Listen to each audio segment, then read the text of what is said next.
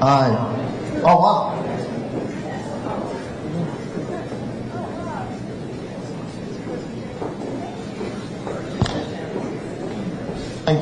Thank you so much. It's so beautiful.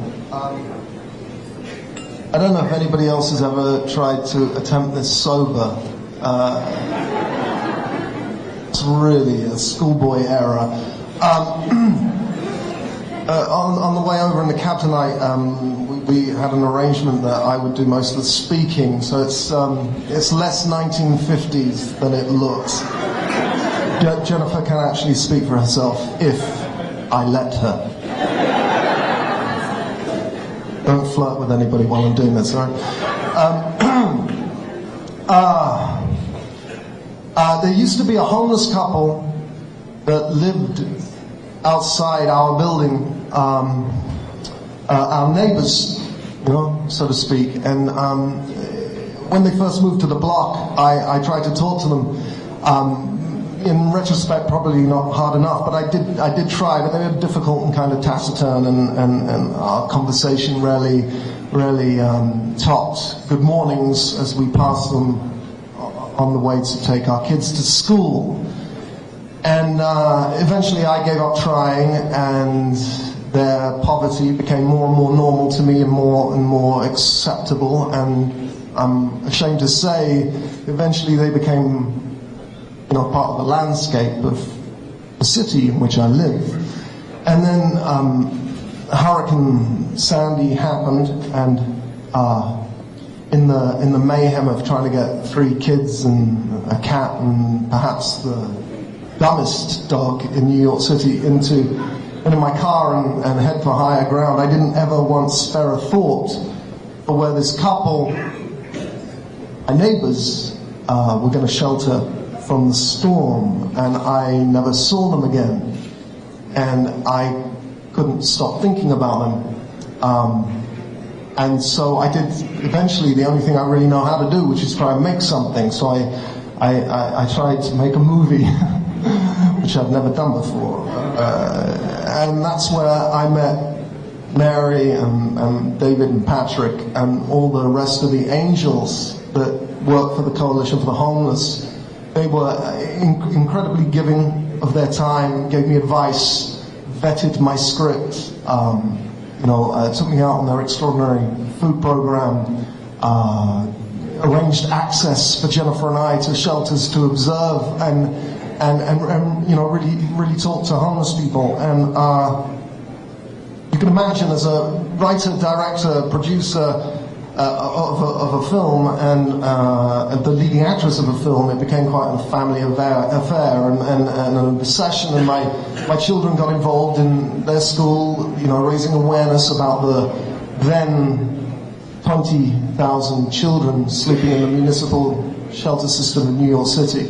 In the 2 years that it's taken me to make this film, that number has swollen to 24,000 children sleeping in shelters in New York City. New York City, right? I mean, it's the financial capital of the world, and it's not just shocking, it's sort of confusing. I mean, why? It's almost an oxymoron, right? So, and I was reading your website, and I was thinking, in recent years, 39% of New York's affordable housing has gone, and homelessness has soared to 56,000. But you would be a fool and a communist to make any link between those two totally disparate and, coincidental facts. I promise everybody I'm not going to sing the Internationale or anything like that, but that's later down at the docks with all my comrades.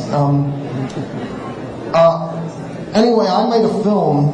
It's not enough, but it's all I knew how to do, and I didn't even make a film about homelessness, really, per se. It's about a homeless couple, yeah, but I didn't want to make a polemic about homelessness being bad, because I kind of thought we all knew that, and any decent human being would realize that. So I tried to make a film about judgment and how we all seem to be in a world of more and more grey, receding into these black and white positions. You know, she's a junkie, he's a drunk, she's a hooker, they're just going to spend it on drugs. You know, I mean, if you haven't said it, you've thought it. I mean, I have at least. And I found myself wondering where that sentiment, there but for the grace of God go I, has gone. I'm not a religious man, but I was raised a Catholic, but I always loved that sentiment, there but for the grace of God go I, because there's an admission of how close we all are, how that could be us or our children, you know, and it's not just about children, obviously. We are all innocents, we are all worthy of forgiveness, and we're all worthy of a home. But I believe that we can eradicate homelessness in New York City. It sounds like a huge thing to say, but it's not a fantasy, it's a dream, you know, and there's a big difference. And thank you everybody tonight for coming here and being part of making that dream come true.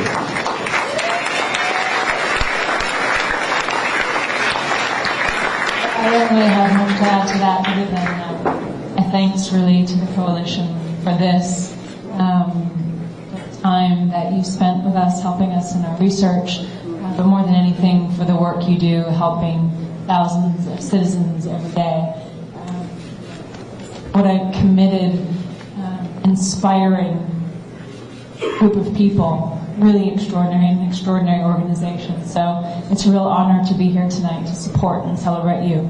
Here's to you.